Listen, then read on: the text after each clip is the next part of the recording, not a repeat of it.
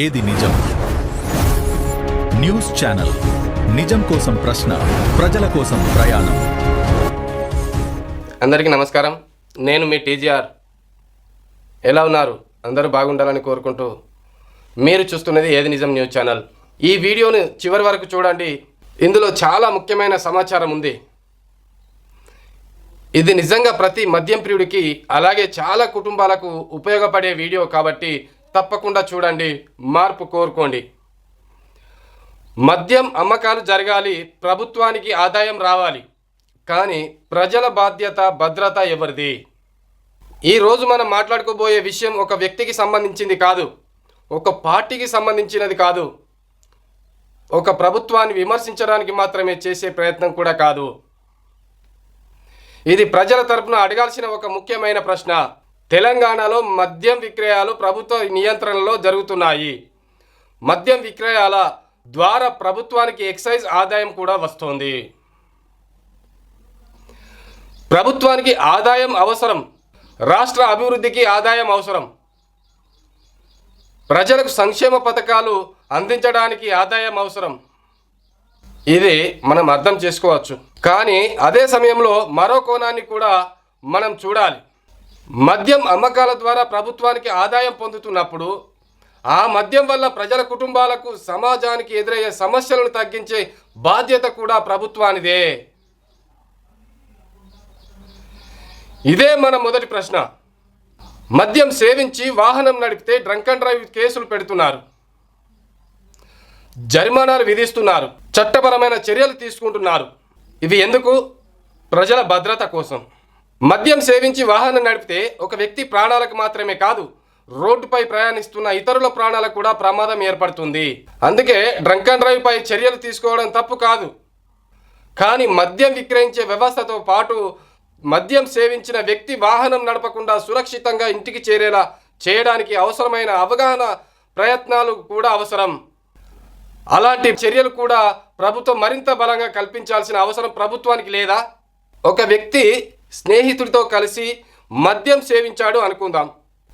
ఇంటికి వెళ్ళాలి, వాహనం నడిపితే ప్రమాదం, పోలీసులకు చిక్కితే జరిమానా.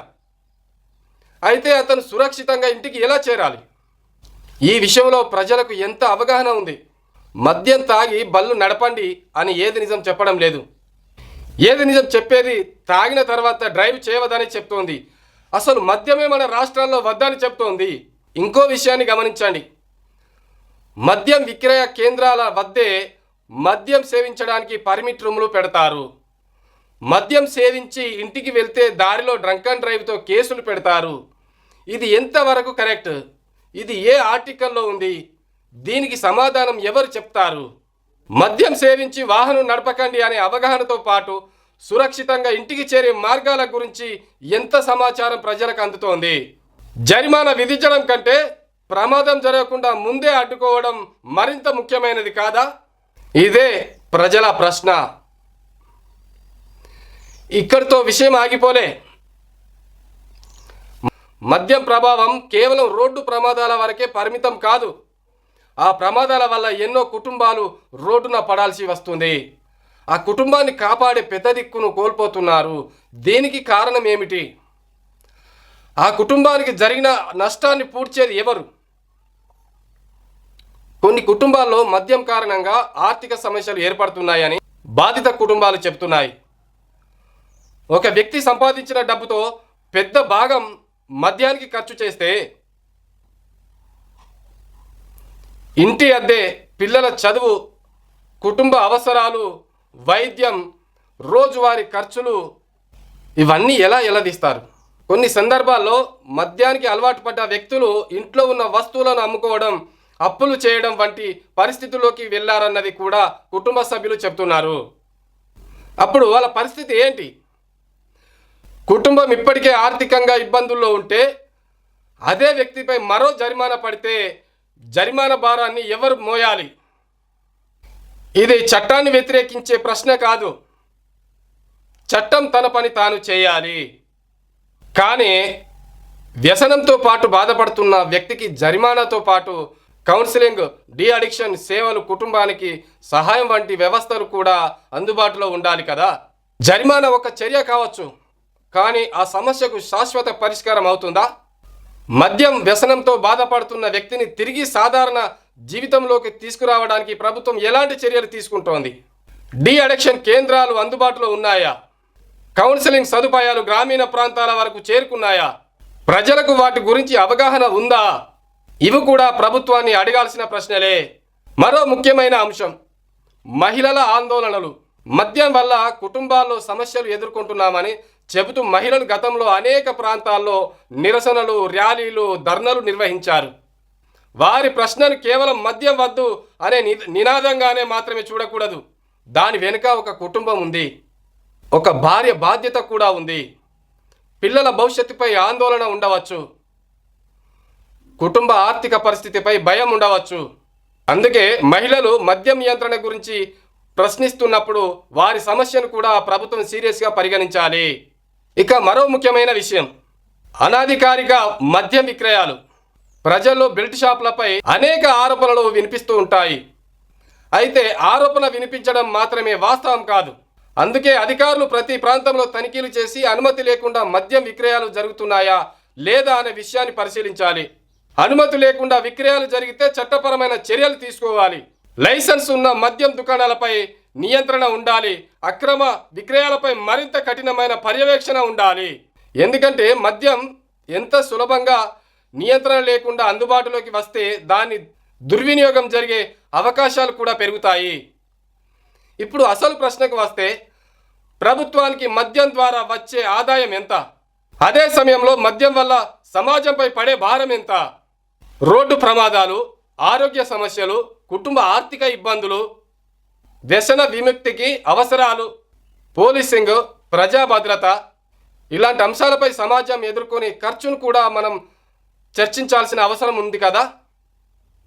ప్రభుత్వం మద్యం విక్రయాలను అనుమతించడం ఒక విధానం కావచ్చు, కానీ ఆ విధానం వల్ల ప్రజలకు కలిగే నష్టాలను తగ్గించడం కూడా ప్రభుత్వం బాధ్యతలో భాగం కావాలి. ప్రజలకు మద్యం అందుబాటులో ఉంటే ప్రజలకు అవగాహన కూడా అందుబాటులో ఉండాలి. వ్యసన విముక్తి సేవలు కూడా అందుబాటులో ఉండాలి. కుటుంబాలకు సహాయం అందాలి. అనాధికారిక విక్రయాలపై నియంత్రణ ఉండాలి. మద్యం సేవించి వాహనం నడపకుండా కఠిన చర్యలతో పాటు ముందస్తు అవగాహన ఉండాలి. ముఖ్యంగా మద్యం సేవించిన వ్యక్తి సురక్షితంగా ఇంటికి చేరే మార్గాలపై కూడా ప్రజలకు అవగాహన కల్పించాలి. ఎందుకంటే ఒక ప్రమాదం జరిగిన తర్వాత చర్య తీసుకోవడం కంటే ప్రమాదం జరగకుండా చూడడం ఎంతో ముఖ్యమైనది. అందుకే మా ప్రశ్న చాలా స్పష్టంగా ఉంటుంది. ఆదాయం తీసుకోవడం మాత్రమే ప్రభుత్వ బాధ్యత కాదు. ప్రజల భద్రతను కాపాడడం కూడా ప్రభుత్వం బాధ్యతే. మద్యం విక్రయాలను అనుమతిస్తే దానివల్ల వచ్చే సామాజిక సమస్యలను తగ్గించే బాధ్యత కూడా ప్రభుత్వాందే కాదా? మా ఉద్దేశం మద్యం సేవించడాన్ని ప్రోత్సహించడం కాదు, మద్యం సేవించే ప్రతి వ్యక్తిని నిందించడం కూడా కాదు. ప్రజల ఆరోగ్యం, కుటుంబ సంక్షేమం, మహిళల భద్రత, పిల్లల భవిష్యత్తు, రోడ్డు భద్రత ఇవన్నీ సమానంగా ముఖ్యమైనవని చెప్పడమే మా ఉద్దేశం. ఇక చివరగా ప్రజలకు కూడా ఒక ముఖ్యమైన సందేశం. మద్యం సేవించి ఎట్టి పరిస్థితుల్లోనూ వాహనాలు నడపకండి. మీరు తాగి డ్రైవ్ చేస్తే మీ ప్రాణానికి కాదు, రోడ్డుపై ప్రయాణిస్తున్న అమాయకుల ప్రాణాలకు కూడా ప్రమాదం కలగవచ్చు. మద్యం ఎక్కువగా లేదా తరచుగా సేవించడం ఆరోగ్యంపై కూడా తీవ్రమైన ప్రభావం చూపవచ్చు. మద్యం కోసం కుటుంబ అవసరాలను, పిల్లల చదువును, ఇంటి ఖర్చులను పక్కన పెట్టకండి. మద్యం మీ జీవితాన్ని, మీ కుటుంబాన్ని, మీ ఆర్థిక పరిస్థితిని నియంత్రించే స్థాయికి వెళ్లకుండా జాగ్రత్త పడండి. మీకు లేదా మీ కుటుంబంలో ఎవరికైనా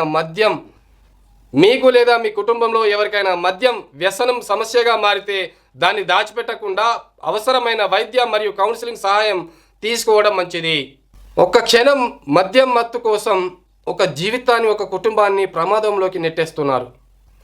ప్రభుత్వం కూడా తన బాధ్యతను నిర్వర్తించాలి.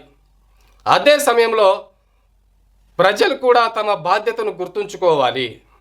మద్యం అమ్మకాల ద్వారా వచ్చే ఆదాయం కంటే ప్రజల ప్రాణాలు, ఆరోగ్యం, కుటుంబాల భద్రత మరింత విలువైనది. ప్రభుత్వం ప్రజల తరపున ప్రశ్నలకు సమాధానం చెప్పాలి. ప్రజలు కూడా బాధ్యతగా వ్యవహరించాలి. ఇదే ప్రజా ప్రయోజన చర్చ. ఇదే మా ప్రశ్న. వదంతులు కాదు, ఊహాగానాలు కాదు, వాస్తవాల ఆధారంగా ప్రజల తరపున ప్రశ్నించడం. ఇదే ఏది నిజం. నిజం కోసం ప్రశ్న, ప్రజల కోసం ప్రయాణం. ఈ వీడియో చేయడానికి ముఖ్య ఉద్దేశం కొన్ని మార్పులు జరగాలని మాత్రమే, ఎవరిని కించపరచడానికో లేక ఎవరిని నిందించడానికో కాదు. ఈ వీడియోలో మీకు నచ్చిన విషయాన్ని కామెంట్ చేసి మీ విలువైన సూచనలు కూడా తెలియజేయండి. ధన్యవాదాలు.